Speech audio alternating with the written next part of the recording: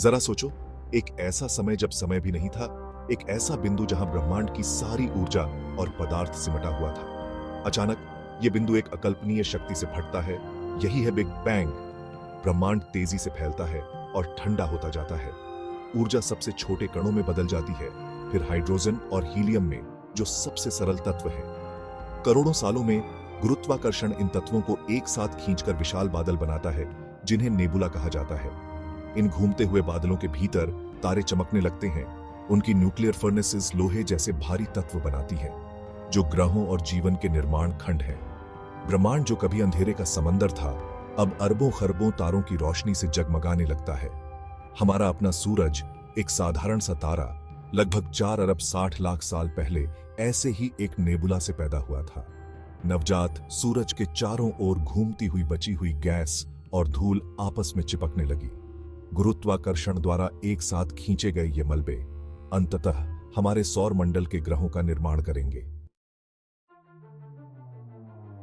शुरुआती सौर मंडल में टकराव आम थे। सूरज के गुरुत्वाकर्षण से खींची गई चट्टान और बर्फ के विशाल टुकड़े आपस में टकराते रहते थे। ऐसी ही एक भयानक टक्कर ने हमारी पृथ्वी को जन्म दिया। मंगल ग्रह के आकार की एक वस्तु प्रोटो पृथ्वी से टकराई, जिससे पिघली हुई चट्टान और मलबा अंतरिक्ष में बिखर गया। सूरज के गुरुत्वाकर्षण बल से खींचा गया यह मलबा आपस में मिलकर चांद बना। युवा पृथ्वी अभी भी टक्कर से हिल रही थी, आग का एक गोला थी। लाखों वर्षों में ग्रह ठंडा हुआ और उसकी सतह पर एक ठोस परत बन गई। ज्वालामुखी फटे, जिससे वातावरण में गैसें फैल गईं, जबकि धूमकेतु और क्षुद्र ग्रह सतह पर बमबारी करते रहे, जिससे पानी और अन्य वाष्पशील यौगिक आते रहे। धीरे धीरे एक अधिक स्थिर वातावरण का उदय हुआ। जैसे ही जल वाष्प संघनित हुआ और ठंडी पृथ्वी पर बरसा, महासागर बन गए। वातावरण, जो शुरू में ज्वालामुखी गैसों से भरा हुआ था, विकसित होने लगा। पृथ्वी के इतिहास की सबसे उल्लेखनीय घटना, जीवन की उत्पत्ति के लिए परिस्थितियां बिल्कुल सही होती जा रही थीं।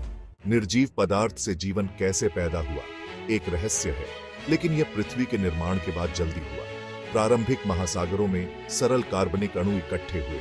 बिजली या ज्वालामुखी विस्फोटों से सक्रिय होकर इन अणुओं ने जटिल संरचनाएं बनाई। ये संरचनाएं झिल्लियों में संलग्न हो गईं, जिससे पहली कोशिकाएं बनी।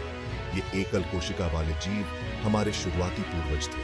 अरबों वर्षों में जीवन विविधतापूर्ण और विकसित हुआ।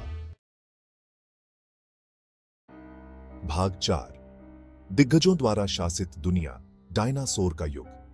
लगभग 230 मिलियन वर्ष पहले पृथ्वी पर एक नए युग की शुरुआत हुई, मेसोजॉइक युग। ब्राचियोसॉरस और स्टेगोसॉरस जैसे विशाल शाकाहारी जीव भूमि पर घूमते थे, जबकि टायरानोसॉरस रेक्स जैसे शिकारी राज करते थे।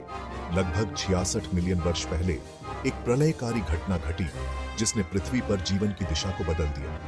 एक विशाल क्षुद्र ग्रह मैक्सिको के युकाटन प्रायद्वीप में आ गिरा। आने वाली वैश्विक तबाही में डायनासोर नष्ट हो गए। भाग 5, विनम्र शुरुआत से स्तनधारियों का उदय। जहां डायनासोर का नाटकीय ढंग से अंत हुआ, वहीं छोटे प्यारे जीवों का एक समूह स्तनधारी क्षुद्र ग्रह प्रभाव से बचने में कामयाब रहा। इन सरल जानवरों में कई प्रमुख अनुकूलन थे, जो उन्हें सर्वनाश के बाद की दुनिया में जीवित रहने की अनुमति देते थे। उन्होंने जीवित बच्चों को जन्म दिया और उन्हें दूध पिलाया। डायनासोर के चित्र से बाहर होने के साथ स्तनधारियों को पृथ्वी विरासत में मिली। वे तेजी से विविध हुए, सबसे छोटे छछूंदरों से लेकर सबसे बड़ी व्हेल तक। भाग 6, ब्रह्मांड में हमारा स्थान, हमारी जड़ों पर विचार। ब्रह्मांडीय दृष्टिकोण से इस ग्रह पर हमारा अस्तित्व एक उल्लेखनीय और असंभव घटना है। हमारी उत्पत्ति की कहानी समय की शक्ति, संयोग और जीवन की अनुकूलन और विकसित होने की अथक प्रेरणा का प्रमाण है। हम अरबों वर्षों के ब्रह्मांडीय विकास के उत्पाद हैं, जो प्रकृति की शक्तियों और हमारे पूर्वजों की विरासत से आकार लेते हैं। हमारी उत्पत्ति को समझना केवल एक शैक्षणिक अभ्यास नहीं है, यह हमें सभी जीवित चीजों की परस्पर वर्बंडनहाइट और ब्रह्मांड की भव्य योजना में हमारे स्थान की सराहना करने में मदद करता है। यह हमें हमारे ग्रह की नाजुकता और जैव विविधता को संरक्षित करने के महत्व की याद दिलाता है, जो पृथ्वी को इतना अनूठा बनाती है। जैसे जैसे हम ब्रह्मांड का पता लगाना जारी रखते हैं, आत्मखोज की हमारी यात्रा अभी खत्म नहीं हुई है। हम ब्रह्मांड के बारे में जितना अधिक सीखते हैं, उतना ही हम अपने अस्तित्व के आश्चर्य और रहस्य की सराहना करते हैं।